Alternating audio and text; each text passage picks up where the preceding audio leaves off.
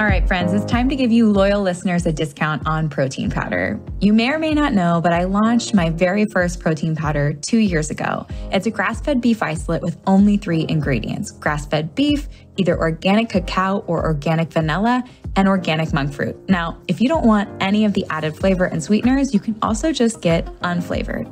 And no matter what flavor you choose, you're getting over 23 grams of protein per scoop, which is going to keep you full and satisfied between meals. I love starting my day with a Fab 4 smoothie and breaking my fast with that much protein. It makes a serious difference in my cravings and blood sugar balance the rest of the day, and I've seen it with my clients as well. Now, I never thought I'd own a product company, but when I got pregnant with Sebastian, I realized the majority of protein powders were chemically extracted or enzymatically extracted, and I wanted to use heat and water only. I wanted minimal ingredients because we don't need those emulsifiers, fillers, or added vitamins, minerals, and probiotics. All of those additions increase the chances that it's not going to work for your body, whether it be bloating, digestion issues.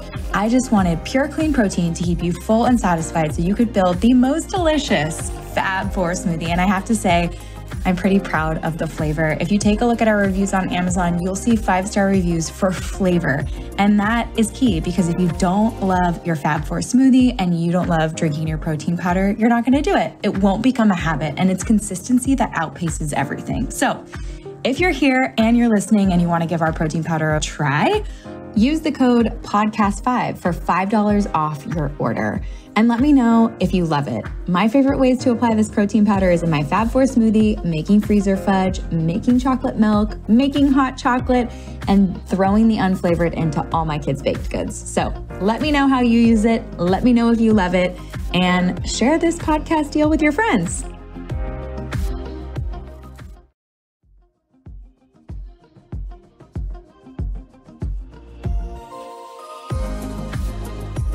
Joshua Fields Millburn and Ryan Nicodemus, known to their audience as the Minimalists, help more than 20 million people live meaningful lives with less through their website, books, podcasts, and films. They have been featured in the New York Times, the New Yorker, the Wall Street Journal, and Time Magazine. They have spoken at Harvard, Apple, and Google. They just released their 4th book, Love People, Use Things, because the opposite never works, which helps readers reevaluate the essential relationships in their lives to find more meaning and purpose. I am so excited to invite them on today to help us all release some of our material possessions and really lean in to the most important things in life, the people we love.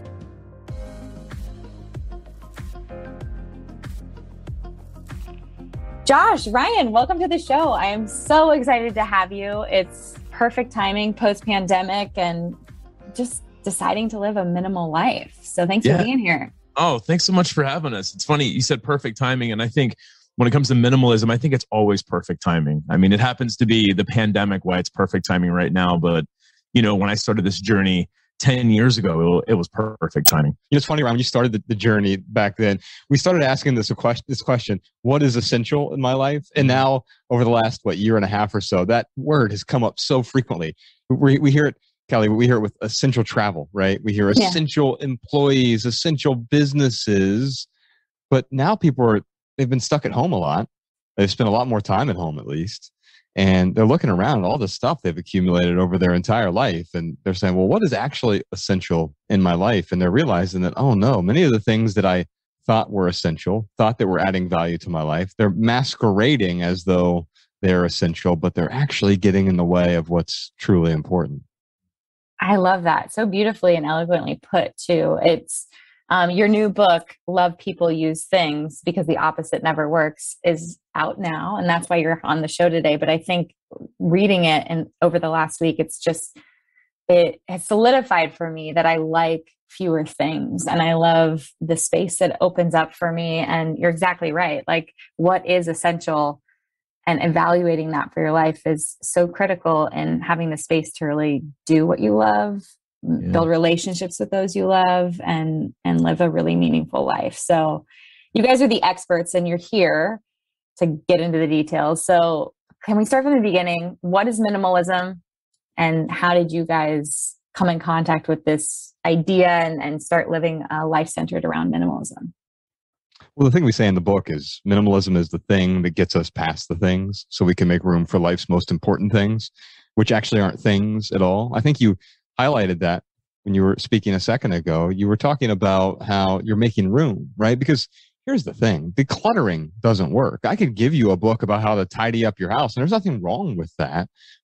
We all want to have a tidier home, a more organized home, but the problem is organizing doesn't work. Decluttering doesn't work. If you own too much stuff and I hand you a book about the 67 ways to declutter your closet, is that really going to help you? Is your problem actually a shortage of decluttering tips? Or is the problem deeper than that? Our material possessions are a physical manifestation of what's going on inside us. So if we have a lot of clutter in our homes, like Ryan and I did a dozen years ago when we were sort of at the pinnacle of our corporate careers, we grew up really poor, thought the reason we were so discontented growing up is because we didn't have enough stuff. And we didn't have enough money. And so we got some money in our 20s, and we got a bunch of stuff in our 20s, and we got a bunch of debt getting that stuff. And it didn't make us happy. It often does the opposite. The objects of our desire become the objects of our discontent. And so we buy. And instead of it making us more joyous and happy and content, the opposite often happens. We're stressed out. We're overwhelmed. We're anxious. We're talking a lot about mental health these days, right? Well, maybe it starts with the stuff. Maybe by making room, by clearing the excess, by dealing with all that external clutter, we're able to look inward and start dealing with that mental clutter, that emotional clutter, that spiritual clutter, relationship clutter, career clutter, all these things that are going on inside us. And with minimalism, it really starts with the stuff, but that is just the first bite at the apple. It's almost like bringing clarity to like a really heavy thing, which is it's really easy to buy things to try and make yourself feel better, keep things to hold on to memories and of good times. But if what you're saying is we need to live a life of minimalism so that we can reconnect with ourselves and reconnect with others and start to like really do the hard work on what we need to declutter emotionally, mentally, and spiritually. It's got to start somewhere though, right? I mean, if we want to live a minimalistic life, there has to be a process of declutter, right? Isn't that where we start? Sure. I mean, I think the best place to start really is with this question. Anyone can ask themselves, how might my life be better with less? And when we ask that question, that is where we can kind of get to the root of why we want to start this journey. You talked about doing the hard work. And yes, minimalism, it is simple, but simple is not easy. Simple is very deliberate. It does take a lot of hard work. But the problem is that if you just start doing hard work and you don't know why you're doing it, then it may not be as meaningful for you or as beneficial for you.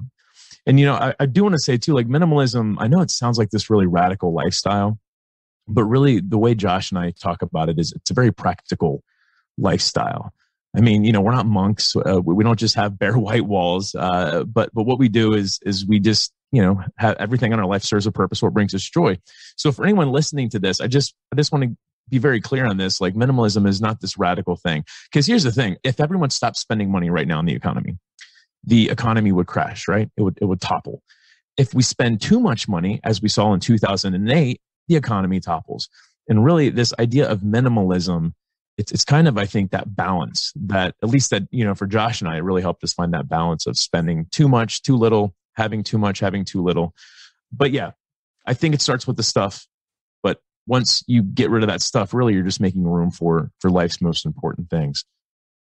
I love that. It's you talk about in the book intentional purposes and those, what you said earlier, essential purchases. So let's say I would love to give people some tools after listening to this podcast. They're going to obviously be inspired to live this type of a lifestyle. I feel like I'm sure most of our listeners feel the minute I clean out a closet and take a break or even delete shopping apps from my phone, I feel lighter. I feel like I have space and I'm not being drawn to things that aren't truly important in my life.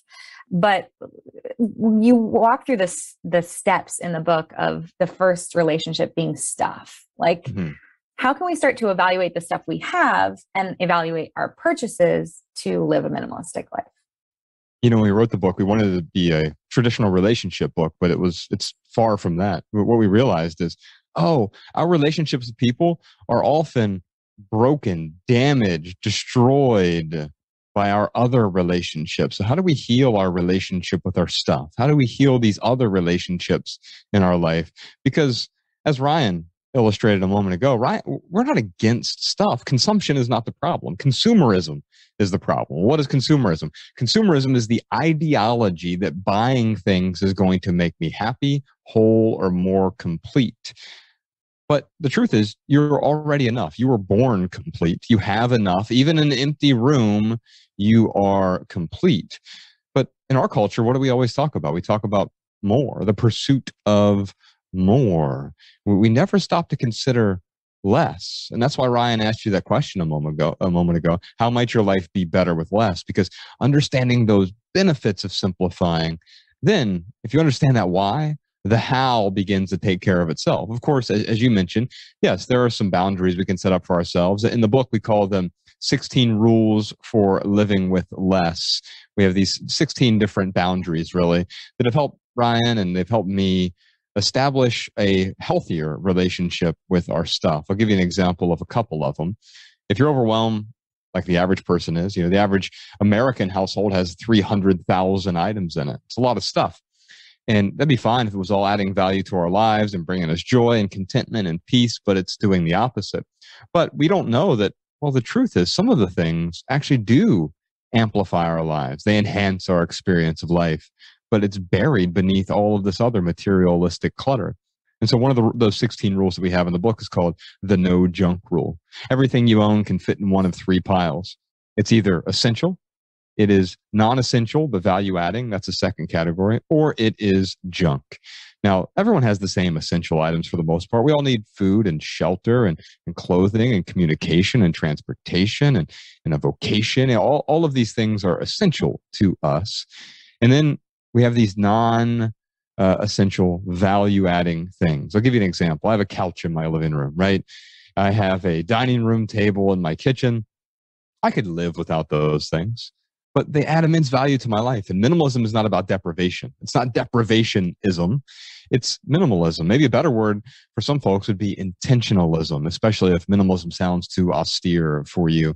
Then intentionalism might work. Essentialism, identifying what does add value to my life. Unfortunately, there's a third category that most of our stuff belongs into, and that's junk. Those are the things that masquerade as important. We treat everything as though it's valuable. But of course, by definition, if everything's valuable, then nothing is valuable. I'll give you one other rule really quick. It's my personal favorite. It's called the spontaneous combustion rule. If you pick up any item in your home and you look at it and you say, okay, if this thing were to spontaneously combust right now, would I replace it or would I feel relieved? And if I'd feel relieved, then maybe that's the sign that it's time for me to let go. I'm going to just walk around my house and hold things up and say, if it's spontaneously combusted, how would I feel?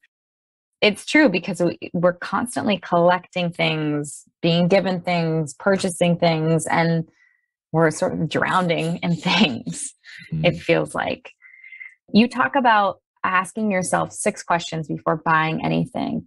Or evaluating a purchase. Can you walk us through those?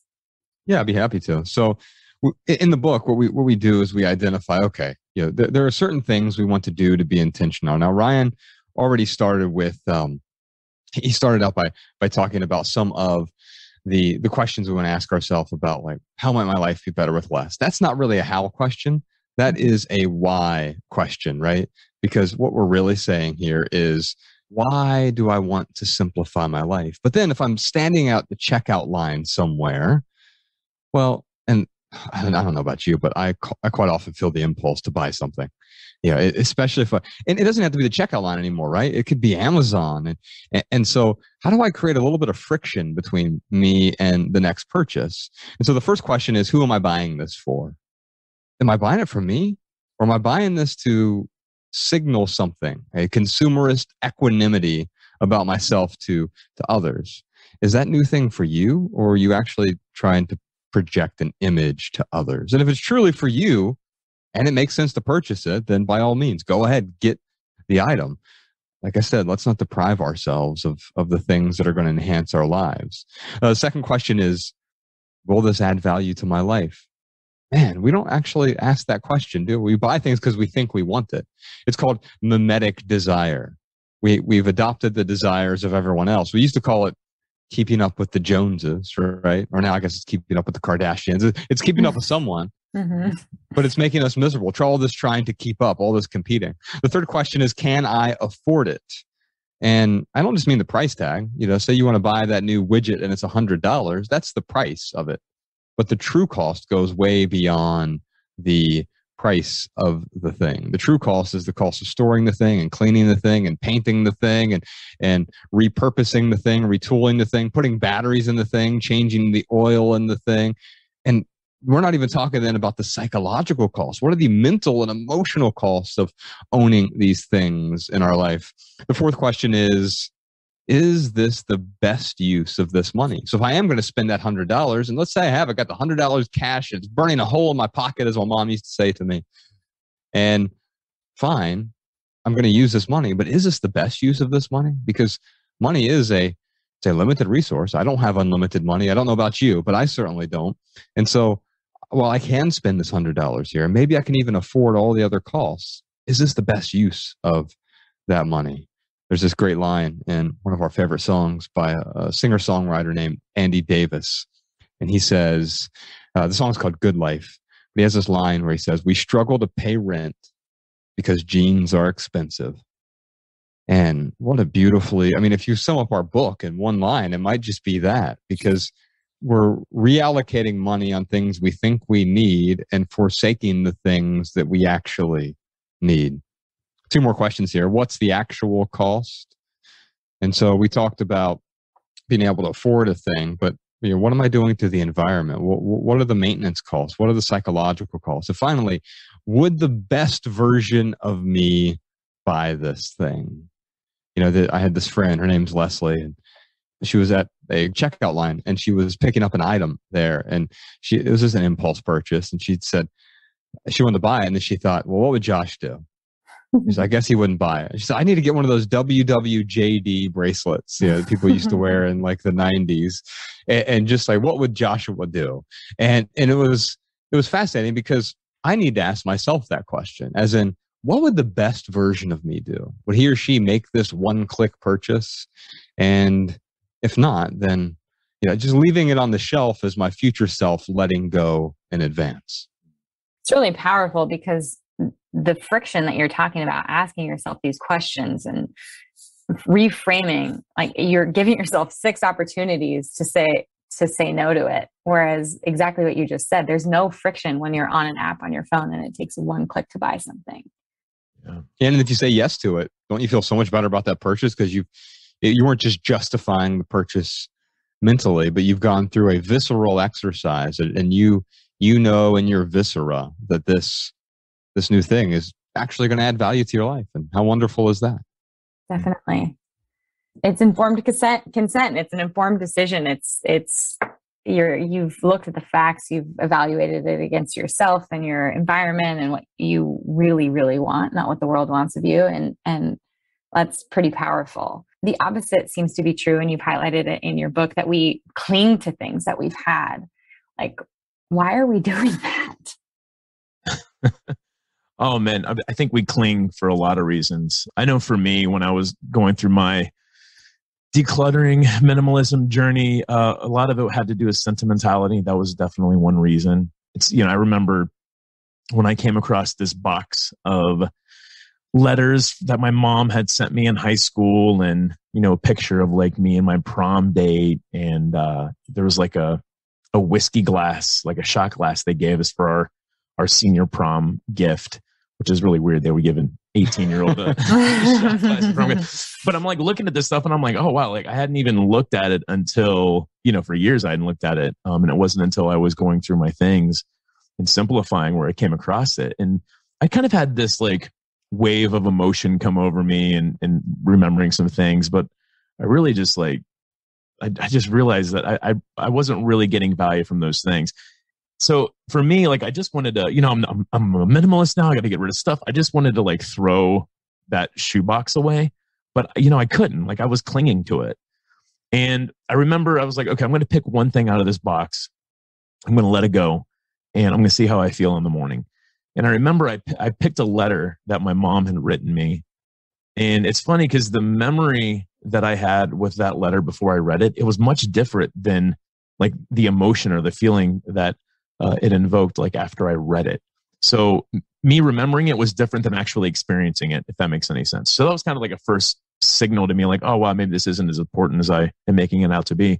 So I took a picture of it and I threw it in the trash. And I just remember thinking, all right, if I wake up in the morning and I absolutely can't get this off of my mind, I can grab it right back out of the trash and, you know, it won't be a big deal. I forgot all about it. I mean, it was days until I was like, oh yeah, that's right, that letter. So for me, like I went and I got that shoebox and I think I did probably take a couple pictures of things and I let it go. I threw it all away, or I should say I recycled it. And here's the thing is like our memories, they're not in our things. The memories are inside of us. Now, sometimes a thing can trigger a memory and that's totally okay, but I don't actually have to own that to trigger that memory. Now, does this mean that, you know, Josh and I are against sentimental items? Of course not. Kind of what Josh was saying earlier about things being precious. It's the same thing with sentimentality. If everything is sentimental in your home, then really nothing is sentimental. So I certainly do have a couple sentimental things in my home now. I've got like a stein that my grandma gave me. She's from Germany and she got it from her hometown in Germany. And it was a gift to me. And it's something I put change in. And I really, you know, I get some sentimental feeling from that. And every time I put change in there, like I think of my grandma. So I'm only highlighting this because again, like Josh and I are not about not having things. We definitely want, you know, we want people to understand that it's okay to have sentimental items. It's okay to make purchases.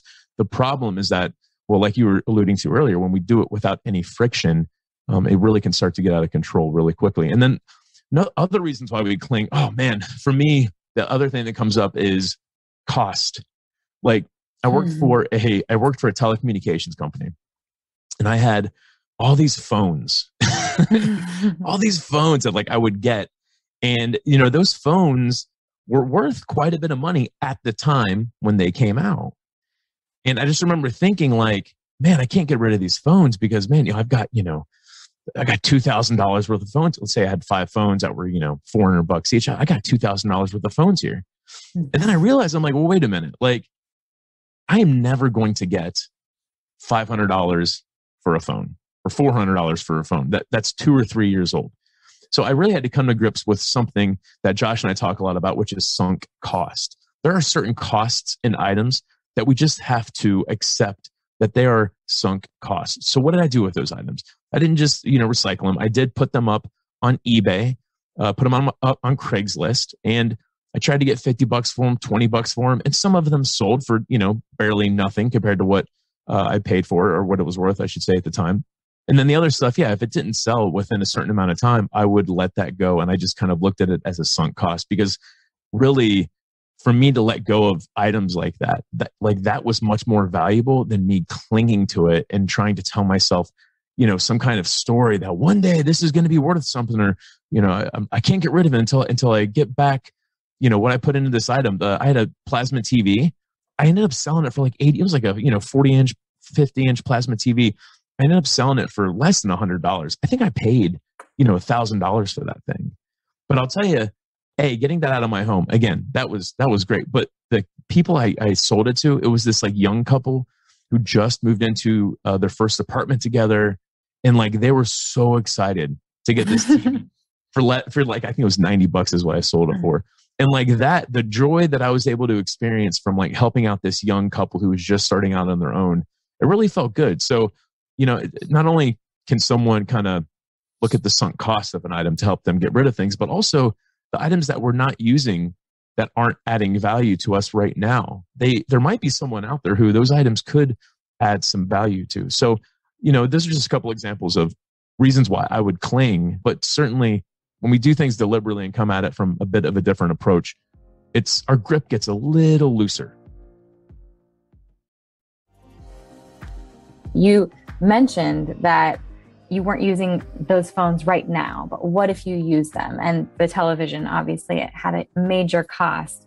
Can we talk a little bit about like the what ifs, the just in case, that that whole piece of this puzzle, which is anytime anyone's tried to like release themselves and rid themselves of like possessions to lighten their load, there's always this what if, just in case, but I might use that eventually.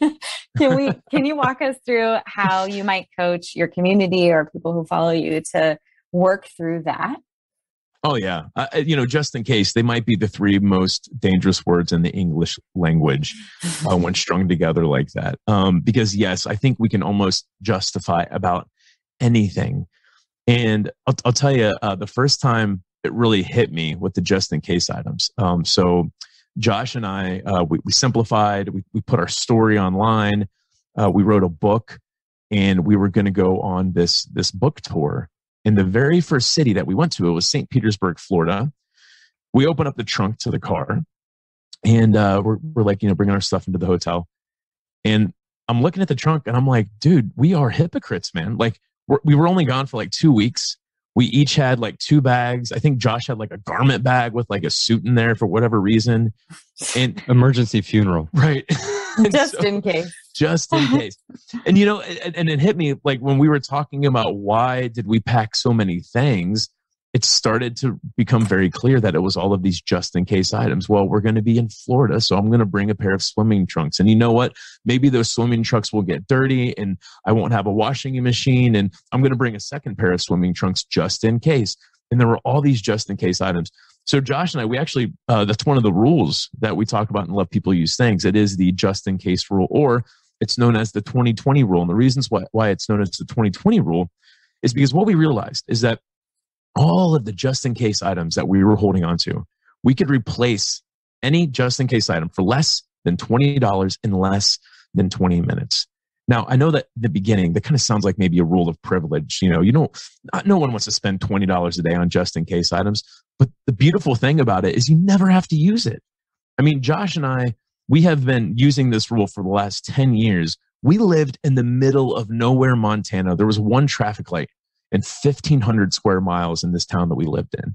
And even that just in case rule, it worked even out there in the middle of nowhere, Montana. I mean, I think between the both of us, we might have had to have used it over the last 10 years, maybe 5 times, maybe 6 times. So the just in case items, yes, we can justify anything. The other thing that comes to mind for the just in case items are all the charging cables and the USB cables and the Ethernet cables. I mean, that was some of my biggest just in case items. Like I had this box just full of random cables. And again, looking at that, I'm like, man, I can replace any of these for less than $20 in less than 20 minutes. And, that rule has just given me permission to let go of thousands of just in case items. When we did Ryan's packing party, there was this, which we talk about in the book, where he boxed up everything, pretended like he was moving. That's the one time everyone is sort of forced to confront their stuff, right? He had 7 junk drawers. So think about this for a second. What is in a junk drawer? It's the ultimate just in case. It's a portal for our just in case items. It's a mausoleum actually for just in case items. And usually what we do when we have a junk drawer is if it becomes full, we empty it out. Ryan was like, well, I've got this one full. We'll start another one. Yeah. And guess what? We do that throughout all of our homes. At least he was being honest and calling them junk drawers. Sometimes what do we call it? Sentimental items and collections. I mean, collecting is really just well-planned hoarding when you think about it. Now, don't get me wrong. There are professional collectors and curators. You think about a museum, they have a collection of artwork. And so we're not talking about that.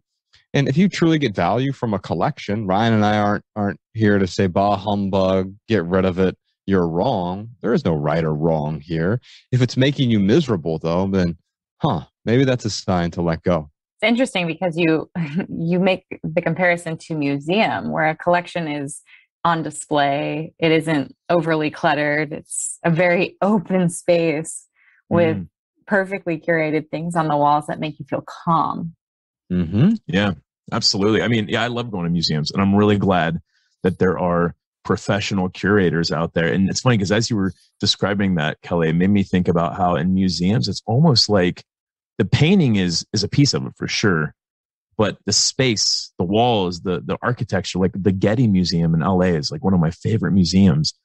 And it has everything to do with the architecture. And then the paintings is kind of like it's like an added bonus in a way. It creates that experience, because the funny thing about the Getty is you can actually go on the Getty's website and see all of their paintings, but it's not the same thing. It's not even close to the same thing.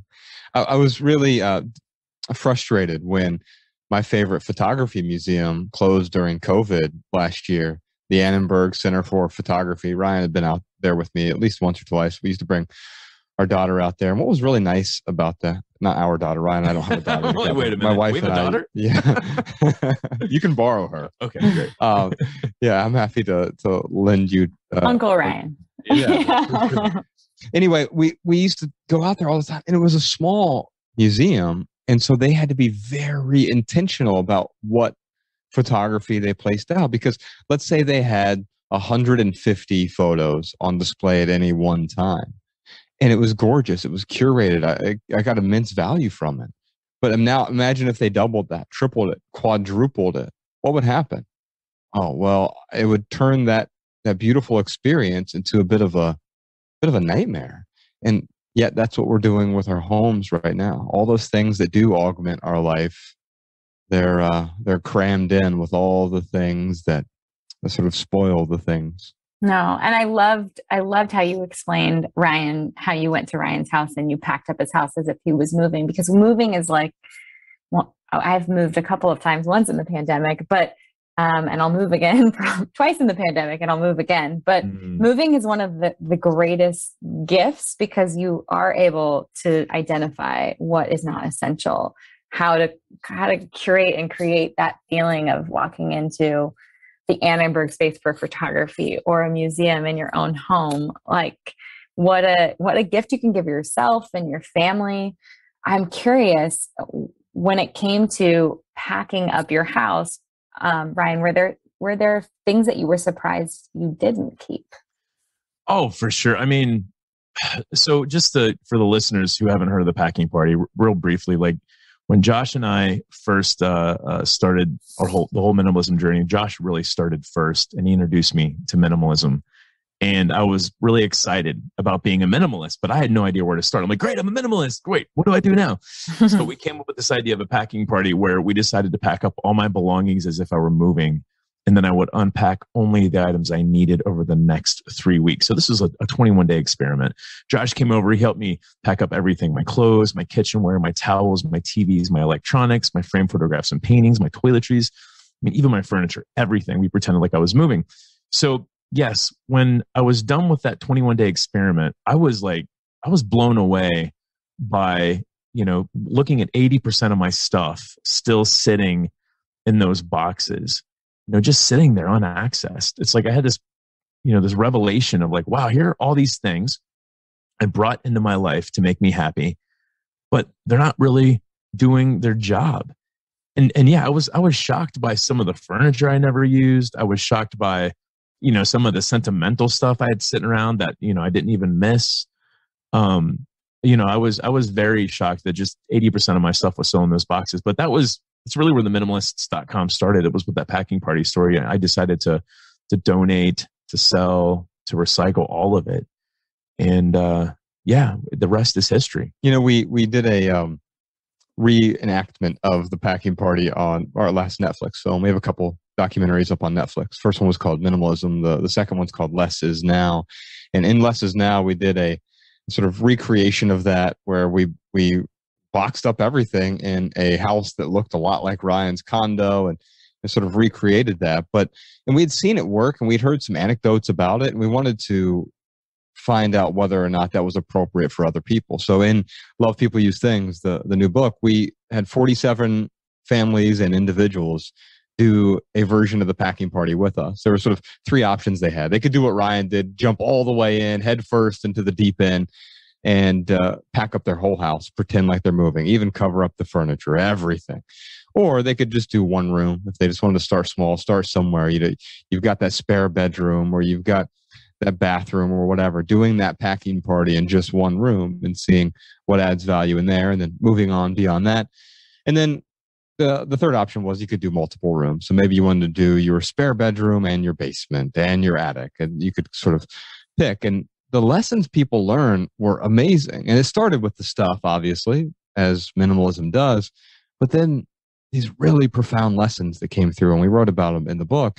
There were some people who didn't just lose their attachment to the stuff, but realized like, oh, I have a tumultuous relationship with the truth. I have an unhealthy relationship with myself. I don't know what my values are. Oh, my relationship with my money is devastating. It's ruining my relationships. It's making me miserable. Also, what about my relationship with my creativity? Because we've been told for so long that we are consumers. And that's partially true. We all need to consume some stuff. But fundamentally, we're human beings. We're creators. And we've lost touch with that. So we wanted to help people heal those relationships as well. And I think by dealing with the stuff, it really made room for those deeper questions. Absolutely. You dive into the other relationships you mentioned: truth, self, values, money, creativity, and people. I'd love to touch on these and go a little bit deeper. Obviously, people can get their hands on your new book, but can we talk about the truth and what came out for some people when they started to remove stuff from their lives? Yeah, man, that truth chapter that was probably the hardest thing I've ever had to write. I mean, there were some things that came out with the people, with the folks, the everyday minimalists who did the packing party. But that chapter for me, the reason why it was like really powerful was because this is where Josh and I really kind of like cut ourselves open and like spilled our guts onto the page. I mean, there's some really, really embarrassing things that we had to be honest about and be truthful about. And I'll tell you, there's something that we have all over the world where like we put role models, athletes, politicians, CEOs, etc. We put them on this pedestal as if they should do no wrong. And then once we find out something wrong that they did, there's this whole cancel culture where people try to ruin someone's life because of something they did 5, 10, 20, however many years ago. Now, don't get me wrong. There are some things that have come out with people that certainly should be addressed. But, by and large, I think maybe you and your audience can understand what I'm saying, where there are these, kind of mistakes that people have made that they have moved past, that are being brought out and they're getting canceled over. So Josh and I, we really wanted to like just show how we're not on this pedestal. We are imperfect human beings, and we've done some really embarrassing things. We've done some really bad things, and those are not, those things don't represent who we are today. We've been able to move past those. And that's what we did with Love People Use Things, is we showed how we were able to move beyond these really bad mistakes that we made. And for me, like, I think that is a story I would rather hear of someone who, maybe had a little bit of a rise, but then had this fall, but then they're able to pick themselves up, be resilient, and come out a new human being, rather than just looking at this story of someone who's on a pedestal and who is perfect. I mean, that's the hero journey archetype, right? Like there's the rise, the fall, and then the rise again. And Josh and I, with this chapter of truth, we really just wanted to show people like we're not any different from anyone else. And I think that is going to resonate much more with people than if Josh and I just kind of talk about like we're on a pedestal talking down to people.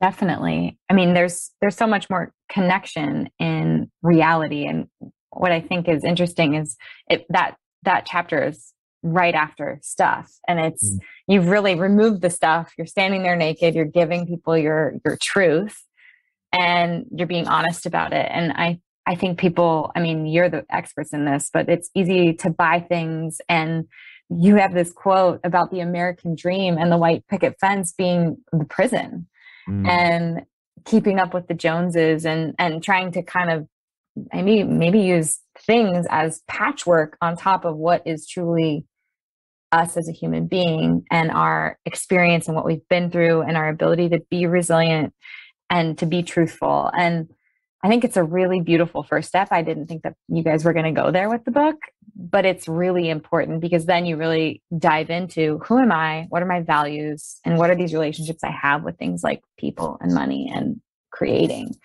So after someone's gotten rid of their stuff and come to grips with their truth, how do they start to decide what their values are and who they are? In the book, we have a values worksheet because what we've identified is there are 4 main types of values. And I can walk you through them really quickly, but I like to think about it as a house. If you're building a house, every house needs some sort of foundation. Now, each foundation can be slightly different, but foundations tend to be foundations. And so we have foundational values: health, relationships, contribution, growth, creativity, or passion. And you could probably sprinkle in a few others, but fundamentally, we have similar foundations as humans. After your foundation is built, that's when you sort of put up the structure of the house. That determines what the house is going to look like, what's going to support the house. So the structural values that each of us have. Now, this is where we start to get a little bit different. This is why different houses look different. Some of it has to do with your preferences. Some of it has to do with your desires. Some of it just has to do with what you're able to build given the life that you have been given, right? And so we all have some sort of structural values. That's where they start to vary. And then we have surface values. And your surface values, they change pretty dramatically. So you've built your foundation, right? You've got your frame in place, the structure in place. And then these surface values, they sort of beautify your home. They create the exterior, so to speak. And that facade of your home is not as critical as the structure, as the foundation, but beauty is essential. And so I think we almost take that for granted. Unfortunately, there's this fourth category, and that's the imaginary values. So I'll just walk you through a few of those first three, and then we'll get into the imaginary. We talked about the health and the contribution, so forth, for the foundation. But what kind of structural values might you have? For me, I call it enoughism. What is enough in my life? Having that capacity to discern how much is enough. We never stop to even consider enough anymore. It's the more and more and more that we talked about earlier. What is enough for me, given my current circumstances? Things like autonomy and having some sort of freedom in my life. That's so much more important to me than, say, power. Now, someone else, one of their structural values might be power, having dominion over other people. Okay, be honest with yourself about that. I would question where that desire comes from, but if that's your desire, then you can identify that as one of your values. One of mine is mobility. Being unfettered by geography. I really enjoy living in California, but I don't have to be tethered here necessarily. Self-restraint is something that's really important to me. I really think the ability to avoid impulse is what real freedom is to some extent. And then our surface values, things like aesthetics and art and cleanliness and lack of clutter, design, meditation, music, reading, writing, these types of things that make life more interesting, right? Now, as your interests change, your surface values can also change a bit from year to year, month to month, etc. Just like if sometimes you might do a whole remodel on your house and you knock a wall down. Well, your values, your surface values can change dramatically from decade to decade. Unfortunately, we've all built these giant fences around our houses called imaginary values, and there's no door on that fence, and so it keeps us from actually focusing on what our values are. We say a lot of things are valuable to us. All the things I just mentioned, we can give lip service to those, but how we spend our 24 hours in a day is really what we value. So if you value busyness, if you value comfort, if you value checking email all day and productivity and public opinion, if you value social media and television and pacification, nothing immoral or wrong about those things. But let's not lie to ourselves and say, I really value my health while I'm stuck on the couch being comfortable shoving Twinkies into my mouth. Yeah. The only thing I want to add to this about values is, people ask a lot like, hey, where do I start if I want to be a minimalist? And we talked about starting with asking that question, how might your life be better with less? But the second step, even before someone starts to declutter, I think getting clear on one's values, like this is really, it's just a powerful foundation that you can build your journey of minimalism on. Because like when I look at that packing party and thinking about how I was faced with 80% of my stuff still in boxes, I just realized like, wow, like if you were to ask me, pre-packing party, hey, Ryan, what are your values? I would have been like, oh, my health. You got to have good health. Otherwise, what kind of life can you live if you're not healthy? And then you got to have good relationships in your lives. And you got to contribute beyond yourself in a meaningful way. You got to cultivate a passion. Like I would have had given all of these values lip service, but there I was faced with all that stuff. And I realized that That's exactly what it was. Those values, I was just giving them lip service. How I spent my time was right there in front of me, purchasing, acquiring, collecting. And I just really started to appreciate that our values, it's not what we say they are, it's what we actually do. And so interesting to think about that in that context, because it was resonating with me that like, do you value busyness and like answering emails, and it's like we are what we're doing. It's how we're spending our 24 hours. I love Wednesdays. Today's a Wednesday, full disclosure. It's probably, I don't know if it'll come out on a Wednesday or a Friday, but like, I love learning from people like you guys. I love interviewing people for this podcast because I feel like I'm growing. It's my favorite day of the week because I get to learn and grow and be pushed to, I mean, you know what I want to do after this podcast. I want to like rally my husband and my kids and be like, okay, we're having a garage sale. Like we're looking at our values. We're just, we're deciding what's important to our family and what our time looks like. And it's interesting because you're pulled in so many different directions. You're pulled to buy something. You're pulled to answer an email. You're pulled, like, how do you guys have boundaries and continue to practice and live this minimalistic lifestyle so that you aren't being reactive and you're being proactive to this approach to life? People often call into our podcast and they ask some version of that question with respect to boundaries, and it comes up and manifests itself in different ways. And what I've learned is that letting go is not something you do. That sounds counterintuitive. You're like, what do you mean? I have to let go of my stuff or let go of the talk, whatever it is. And and okay, I understand that, but letting go is not something you do. It's actually something you stop doing. You stop pretending that everything is precious. You stop clinging to material possessions and you stop clinging to toxic relationships, right? You stop acting like busy is a good thing. You stop posturing as if achievements make you who you are. Because if you let go of just the thing, but not the attachment, you're going to get dragged by that attachment in the future. And so instead of simply setting up boundaries, because boundaries are important, especially in our relationships, having an understanding of those boundaries is so much more important. Yeah.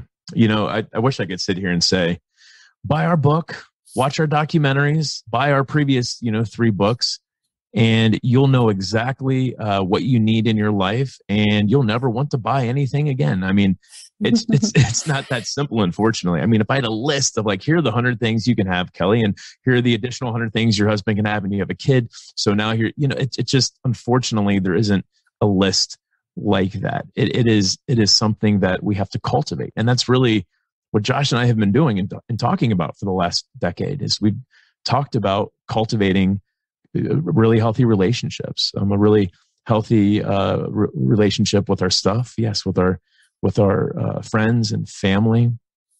But yeah, I just want to reiterate, like, me as one of the minimalists, I still want to buy stuff all the time. The new iPhone comes out and I'm like, man, that sure is shiny.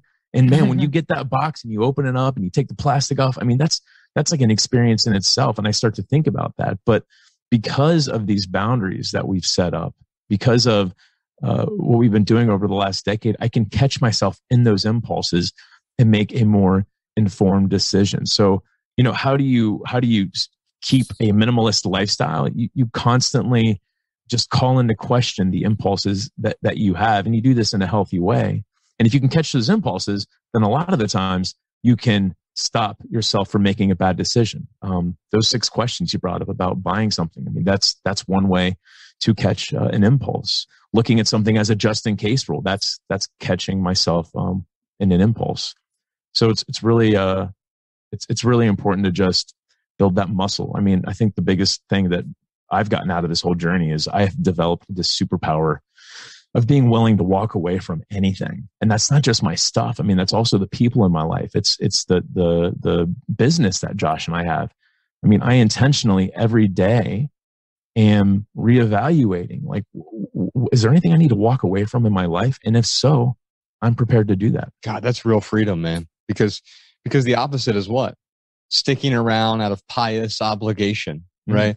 Oh, it's in the book we talk about 13 overrated virtues. One of them is loyalty, because we think of loyalty as this grandiose good thing. Nothing wrong with loyalty. I understand the impulse to be loyal, but at what cost, right? If I find out that Ryan killed my wife, but I got to stick it out because I'm loyal to Ryan. It's like, well, no, I'm not. I mean, I'd help him hide most bodies, but not that one. Now here's the thing that Ryan brought up here is that constant questioning. Minimalism is not the destination, and that's a common misconception for people, right? They think minimalism is the point. I'm going to get there, but that's like a carpenter thinking the point of carpentry is a hammer. Oh, I bought the hammer and now I've done what I need to do. Oh, no. The hammer is simply the tool that allows us to do what we want to do. Minimalism is not the destination. It is the path to get where we're going. Absolutely. I think Ryan also hit the nail on the head that it's a muscle. Like you mentioned, Josh, that it's a journey, not a destination. Like that's kind of how it feels for me, because it doesn't ever feel like you're done, right? Like I have moved how many times during this pandemic, and every time we're donating, purging, deciding. And I like that box of cords. It took us to the second move before we were able to let that go. But I mean, that is what it is. It's just this practice. And it seems like if you practice with your stuff, what you're saying is that we're going to get better at doing it with people, relationships, attachment to like jobs and who we think we are. I mean, there's so much meat in this book, but can we touch on money and how living a minimalistic life can really support your relationship with your finances? Ryan and I grew up really poor. We thought the key to our contentment was making $50,000 a year. We wrote about this in the book, and this is the late 90s. So, we take that for what it's worth. We were also in Dayton, Ohio. So take that for what it's worth. And $50,000 still really good living, especially in Dayton, Ohio. But by age 19, I was making 50 grand. I was like, well, wait a minute. This isn't happiness. Oh, you know what? I forgot to adjust for inflation. So maybe it's 75,000, maybe it's 90,000, maybe it's six figures, maybe it's owning a ton of stuff. Maybe that's happiness. Of course, that didn't work. And by my late 20s, I was the director of operations. I was in charge of 150 retail stores, which I know is really ironic as a minimalist, the whole minimalism and retail thing. But I made really good money. I made about $200,000 a year in the corporate world, which is phenomenal, especially in Dayton, Ohio. And yet I was broke. I had heaps of debt. Well, why is that? Because I made good money, but I spent even better money. And it's funny that I remember the year I walked away from the corporate world in 2011. I took a 90% pay cut. I made about $23,000 that year. And here's the irony. I was more financially secure that year than I had been any year in the previous decade. Now, why is that? Well, money isn't everything, but it's also not nothing, right? As a minimalist, I'm not opposed to having money, but I am opposed to having money problems. And so I'm not telling anyone how to live their life. In the book, what we try to do is sort of expose some of our own financial mistakes, our lousy decisions, and helping people learn from some of our blunders, because, God, we made a lot of them. And I tend to avoid sweeping one-size-fits-all solutions for people. But when it comes to money, I think money is a rather mechanical thing. And so that one chapter in the book, the relationship with money chapter, there are some sort of universal prescriptions in there that I think help from a mechanical standpoint, as long as we understand the why first. So yeah, we talk about things like budgeting and emergency funds and getting out of debt and how there's no such thing as good debt. But also we talk about using additional resources to contribute beyond ourselves in a meaningful way. It's been really important for me and Ryan, and a lot of the philanthropic work that we've been able to do over the last decade or so. We built a grocery co-op in our hometown of Dayton with some of the money, the extra money that we've had, being able to contribute beyond ourselves. And well, why is that? Well, Dayton has one of the largest food deserts in the country. How wild is that? The entire west side of Dayton didn't have a single grocery store. And it houses almost 40% of the population of the entire city. One of the 65 largest metros in the country doesn't have a grocery store for half the people almost. How wild is that? Well, we were able to change that. We're able to do other things with our money now, that we're being more responsible with it. And we're not racking up any debt. We're not making unreasonable purchases. By the way, if I have to put something on a credit card, it's an unreasonable purchase. And also in there, we talk about teaching our kids about saving and giving when they're young, so they don't make some of the same mistakes that Ryan and I made, because that was the thing. Like, money is just an amplifier. And the reason we didn't do a great job with money in our 20s is because we just continued the same crappy habits from our childhoods, and the money simply amplified those habits. It's not going to solve all your problems just by getting more money. In fact, it might amplify them if we're not careful. Yeah, it's more money, more problems.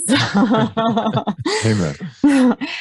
So if it isn't things that really brings meaning to life, which you've highlighted throughout this book, and I think as people have moved through the pandemic and simplified their life and tried to live a more minimalistic, or maybe just organized, and maybe they're on the verge of becoming minimalistic, what do you want listeners to know is like the meaning of life and what they should be searching for and developing to really feel fulfilled?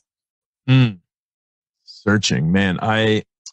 It's funny because I know what you mean by that, but I'm wondering if I should encourage anyone to search for anything, because searching in a way is a chase, and a lot of chases end poorly. Like I think about the pursuit of happiness.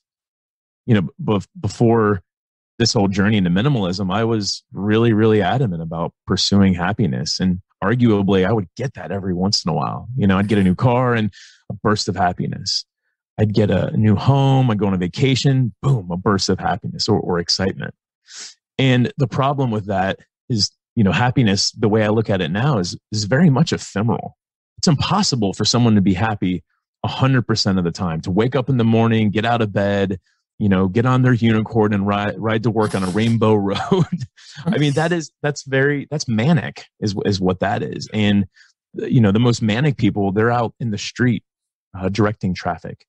So, happiness is something that is certainly, we're not against that, but the pursuit of happiness is really what I'm trying to kind of maybe challenge here.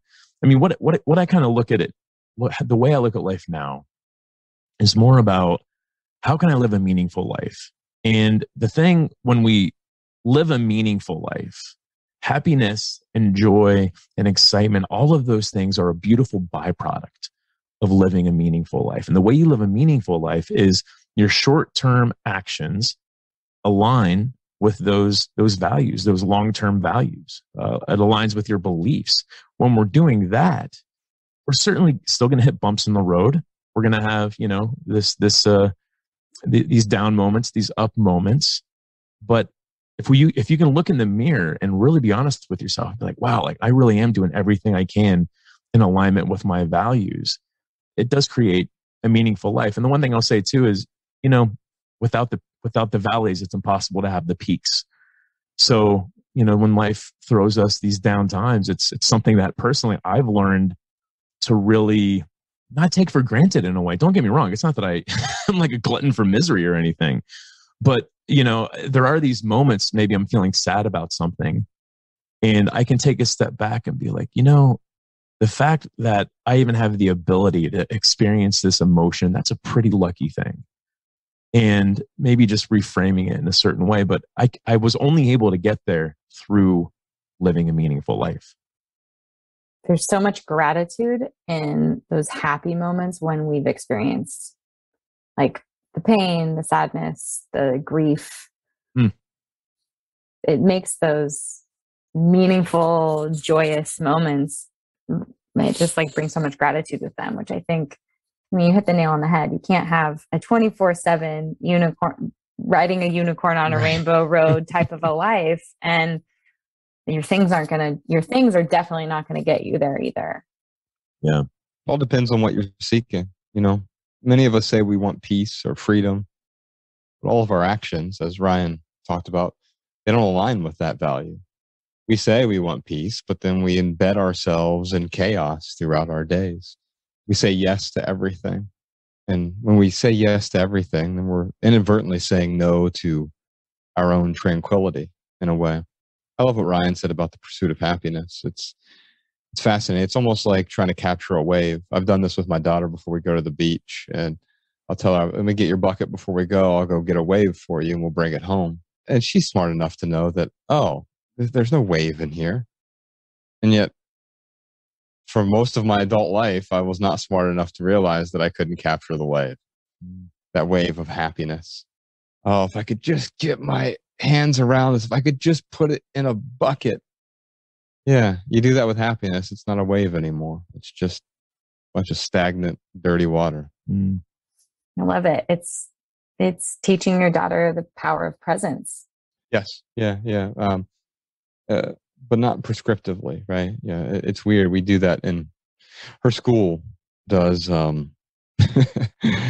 have 15 minutes of mindfulness a day, which really just tells me that for 6 hours and 45 minutes, they take her out of the present moment. They teach her a bunch of facts and figures, and I don't know. It's in a way, it's like being taught by society. It's almost like being taught by. It's like learning how to live at a nightclub or something. I love it. Well, you guys have obviously created so much value for people in understanding what minimalism is, how to live a minimalistic life, tools to evaluating all of the relationships that they have with themselves, with their money, with their passions, creativity, their stuff.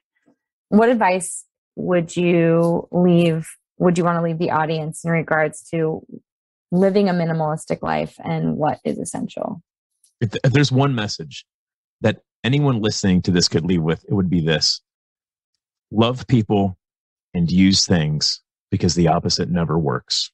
Thank you so much for being on the show, Josh and Ryan. This was awesome. And like I said, I'm really tempted to cancel my next podcast, run downstairs and rally my husband to spontaneously combust everything in our rental home. I'm sorry, or you're welcome. I don't know which. No, it's good. It's like, it is. I think people get these surges of, I want to do that. The pandemic was one of those pressure cookers where it was like this surge to get rid of things and to live more simply and to not be drowning in their stuff. And anytime it comes up, and I know it's going to come up for everyone listening to this podcast, is like, okay, how do I do this? How do I pull back the layers so I can have deeper relationships with myself and my family and my passions? And that is like, that's what life's about. It's like living in your passion with the people that you love and experiencing those emotions along the way instead of masking them with things. Amen. Oh, you guys are the best. Where can people follow along? Where can they find the book? Well, how can we learn to become minimalists ourselves? You can find everything at theminimalists.com. There's even a game that we put together for people who really want to start decluttering. It's called the 30-Day Minimalism Game. So real quickly, what you do is you find a friend or family member or a coworker who wants to simplify. You both agree to start on the first day of any month, and you agree to get rid of one thing. And then on the second day of the month, you both agree to get rid of two things. And then on the third day of the month, 3 things, so forth and so on. You probably get the idea. By now, it starts out real easy. But by like the middle of the month, by day 15, day 18, you're like, oh man, I got to get rid of 19 things tomorrow. So whoever lasts the longest wins. If both people make it to the end of the month, well, they both won, because they would have gotten rid of about 500 items. And they can find all of that over at theminimalists.com. Oh, that's where I'm headed next. Thanks. Thanks, guys. This is so awesome. I appreciate your time. We appreciate you. Thank you. Thank you for listening to Be Well by Kelly. Please subscribe to the show on Apple Podcasts, Spotify, or wherever you listen to podcasts. Learn more at BeWellByKelly.com and follow me on Instagram at BeWellByKelly. I would love if you picked up my books, Body Love and Body Love Every Day. They're sold on Amazon and at all major booksellers.